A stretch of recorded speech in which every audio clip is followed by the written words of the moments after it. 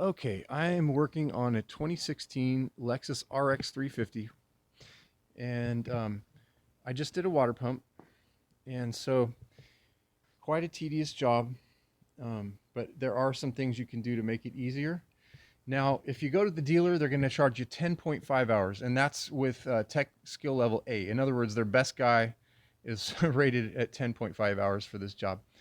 But they would have you do a lot of things that aren't quite necessary. So, for example, if you disconnect the battery and remove the ECU and all that, you're going to have to reprogram some modules.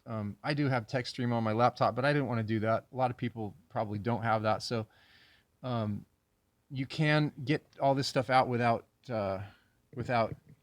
disconnecting everything.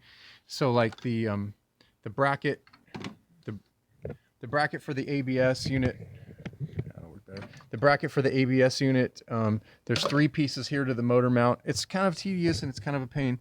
Once you get that out, then the thermostat housing is up on top. There's two bolts and a nut, and then the hoses are back in there, and one's up here.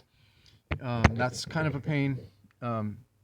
When you remove the pulley from the water pump, it doesn't actually come out. There's not enough space, so you have to just kind of leave it on, move it off to one side, and then the other side to get the bolts out. So what you're going to need to do, this is what I wanted to pass along. You don't need to remove the AC compressor and vent the refrigerant and recharge it like they would have you do. Not necessary. That's why you remove the crankshaft pulley. But you want to remove all the bolts from the water pump, drain it all before you remove the crankshaft pulley, so you're not dripping coolant into the crankcase, obviously. And then when you put the water pump back in, it's pretty easy because the pulley's out of the way. There's three different lengths of bolts. The small bolts with the 10 millimeter head, they get Loctite, blue Loctite. The other ones get RTV silicone. And you want to, obviously clean everything well, torque everything to spec. Kind of tedious to get up in there with torque wrenches and do it all, in multiple passes and all that. It's a long pain in the butt job, but you can do it. I mean, I don't want to pay the dealer $1,200 for labor.